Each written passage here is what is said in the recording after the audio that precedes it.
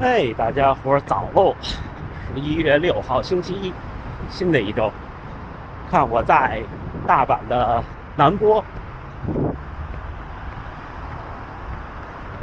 今天想试试看，体验一下大阪马拉松最后几公里的路线。大阪马拉松在这个路口是个大路口，好像是7公里的时候到这儿，然后往那边，然后到那边有一个折返，好像是啊，我记不清了是不是7公里。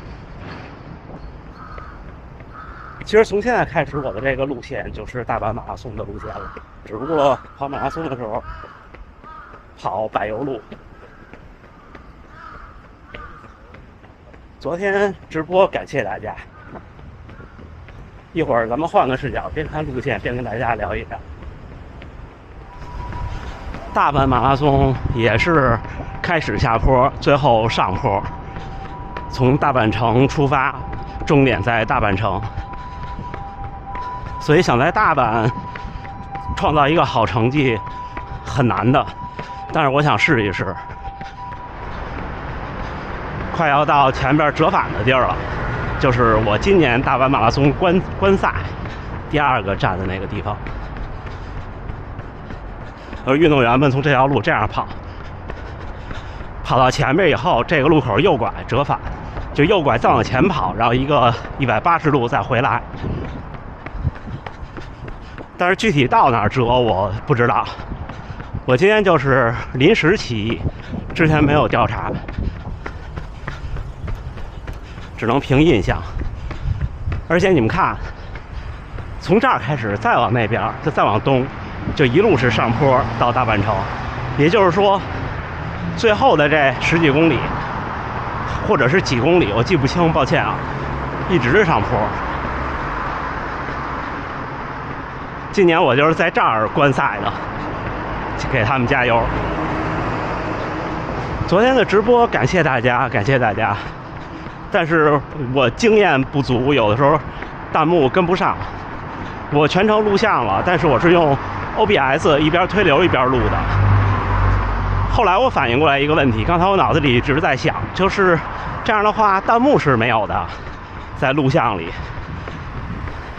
回头我想想办法，但是我觉得屏幕录制不是个最好的方案，因为效果会不好。最好的办法是能后期合成，但是不知道能不能有每次直播的数据下载弹幕的，我估计有难度，试试看吧。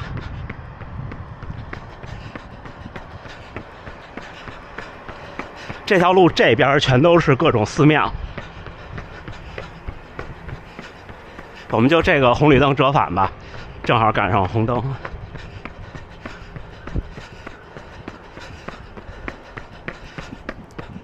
昨天拍摄的设备是家属的 iPhone 13 Pro， 感觉还行，是吧？效果还不错。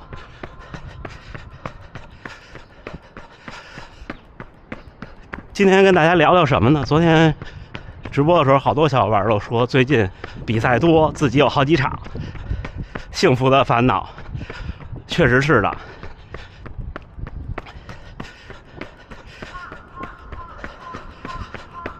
我不建议大家背靠背参赛，就是1周1场，除非您就是本着娱乐的态度。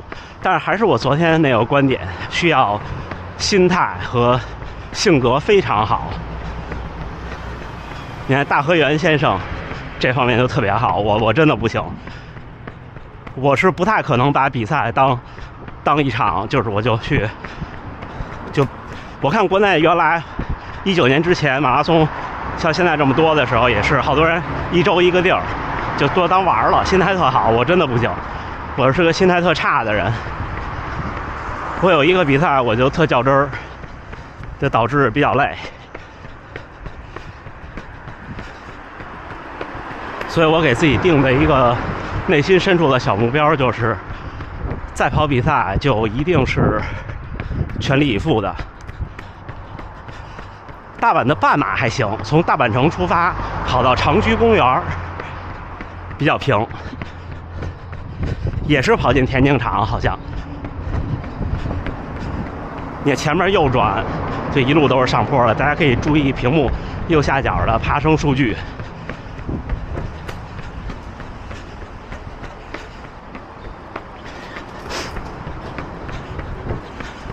我是不太建议大家就背靠背去参赛的，因为确实对身体有伤害。马拉松训练可以说是叫什么？好处远大于缺点，就远大于损伤。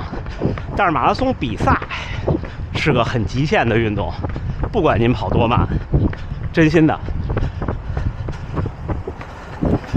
我这怎么跑啊？到时候马拉松的时候太可怕了。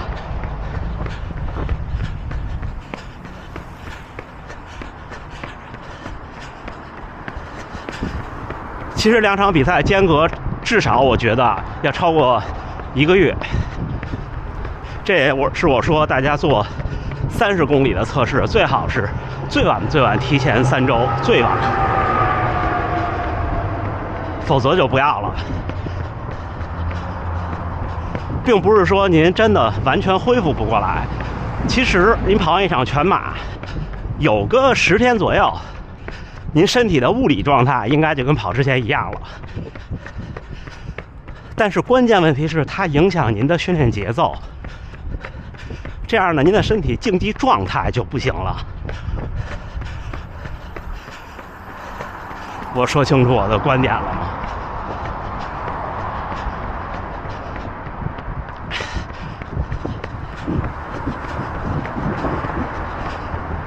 您不能跑完一场比赛，然后全休3天，然后恢复跑2天，再休1天，然后再去跑另一场比赛。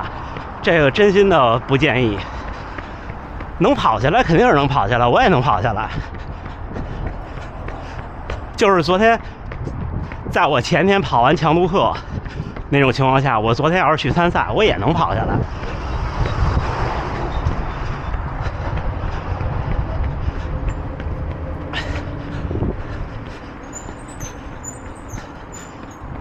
我们得在这儿等一个红灯，只不过就是，我觉得这种比赛可能没有太实际的意义。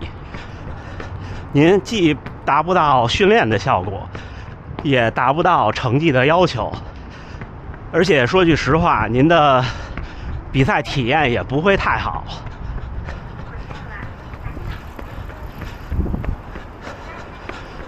所以我的建议就是该放就放。我其实有过很多放弃的比赛，大概有3、4场，可能。其实我的第1场正式比赛是报名了一次，当时秦皇岛的马拉松的半程马拉松，是2015年春天的比赛。但是那就是我其实我的参赛经历是很不顺利的。为什么呢？因为那场比赛我就没去，全都准备好了没去，因为生病了。当时特别沮丧，这也导致我当时一定要拿到当年北马的名额的那么大的决心。我建议大家就是间隔1个月以上有比赛比较好，但是平心而论，我是支持多跑比赛的。像我跑得太少，导致我对比赛就有心理上的一些小影响。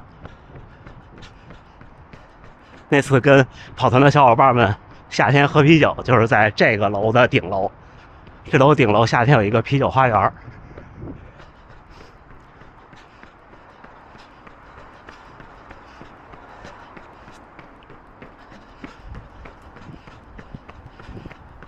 这条路应该就已经不是比赛路线了，比赛路线应该还要往前，但是我们不等红灯了。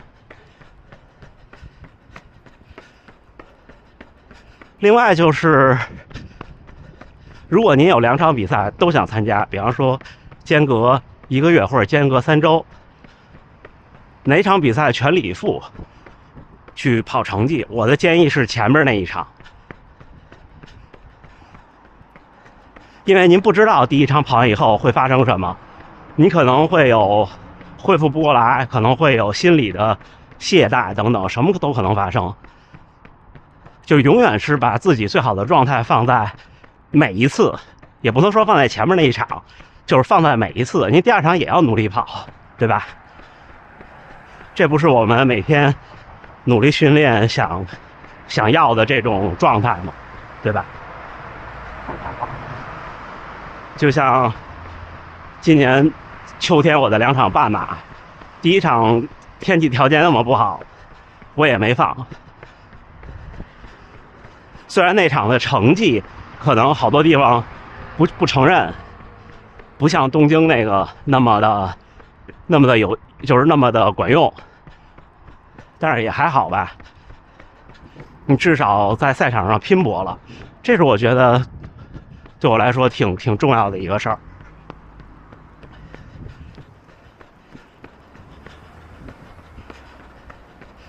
就是你回忆中会有一些画面，这些画面都是不差的，我觉得就挺好的。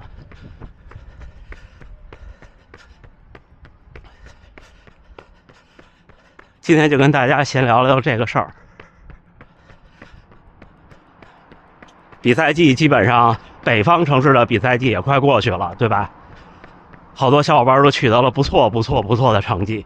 咱们频道的一位观众在 B 站还写了一篇文章，分享他北京马拉松2小时38的经历，努力了2-3年吧，总在240的边缘，终于如愿以偿。他说的给我印象最深的一句话就是，他几个月前开始把跑量增加到600公里一个月，这次就顺理成章，水到渠成。这也是给我的一个提醒。最后跟大家聊聊冬训的小规划。我今年冬天的目标就是想办法加到600，看看有没有什么办法。因为没有几个月了，11月现在是11月刚开始，然后11、12、1、2， 4个月，对吧？不到4个月，就是明年的大阪马拉松了。我会在明年的大阪半马的时候给自己检验一下，看看明年的大阪半马我能不能把我的半马最好成绩提升一点。所以明年的大阪半马我会非常努力的。那场比赛是大阪女子马拉松的配套赛事，是这边一个锦标赛式的比赛，大家都很重视的。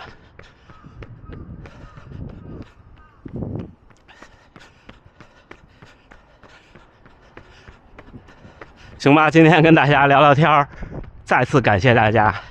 如果这个形式大家喜欢的话，或者效果好，可以周末多搞一搞。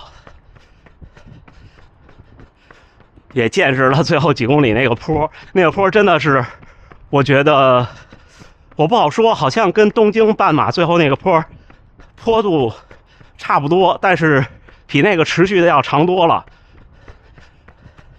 回去看看爬升，那咱们训练之后再聊，加油干！11月6号星期一清晨7点08训练结束，还是第一个训练日，21公里，平均配速5分04，心率139，功率201，步频196，累计爬升62，估计都是在那个坡。像一场全程马拉松爬升在几十米，就算很平了，我觉得。我记得纽约就挺多的，纽约反正当时我的手表是记了200多米，具体的赛道我不知道。昨天纽约马拉松我没看啊，太晚了。好像是20458男子，说女子冲刺的时候特别精彩，回去看看。行吧，今天跟大家聊聊比赛的间隔。有的时候面对很多比赛的时候，我们总是报名的时候会充满热情，然后比赛快到的时候又充满紧张，反正至少我是这样的，我要慢慢调整。大家真的就是马拉松比赛啊，确实是个高强度的极限运动。马拉松的比赛建议不背靠背，隔个2-3周的话，您如果想玩一玩，问题不大。多跑一些比赛也好，有时候像我说训练只争朝夕，其实比赛也是。您说这整个的运动生涯能跑多少场比赛呢？不知道，对吧？行吧，那今天跟大家聊这么多，再次感谢大家啊。然后录像呢，我已经弄了，然后在校对字幕中，可能这次的录像的字幕就会有好多错字了，因为确实太长了，我说的又快，好吗？那大家就见谅，应该会在今天就能上线。那咱们这么着，咱们还是祝大家努力生活，健康平安，我们一起加油干，一起开始冬训。但是今天这边气温又高了19摄氏度，不知道，行吧？那这么着，咱们加油干，大家咱明儿见啊！